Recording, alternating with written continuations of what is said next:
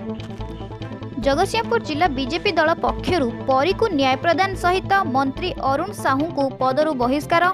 SIT मुख्य अरुण ब्रोथा को तदंतरु हटाई सीबीआई तदंत दाबी स्थानीय गांधी छक ठारू शह शह महिला पुरुष मिसी एक पदयात्रा बाहरी सोमनाथ हाटठारे एक प्रतिवाद सभा अनुष्ठित होइतिला। बीजेपी जिला सभापति सत्यव्रत महापात्र नेतृत्व में जिला महिला सभानेत्री कृष्णा महांती, पूर्वतन बीजेपी सभापति उपेंद्र विश्वाल, जगतसिंहपुर जिला ब्लॉक और नगर सभापति और मंडल सभापति एवं कर्मी मानकर रणहुंकार रे जगतसिंहपुर जिले में नवीन सरकार दुर्नीति और भ्रष्टाचार को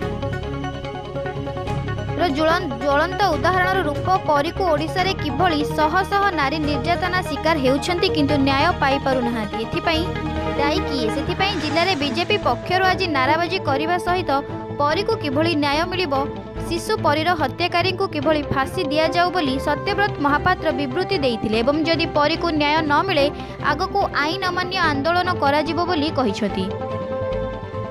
bureau report, the republic Odisha 24।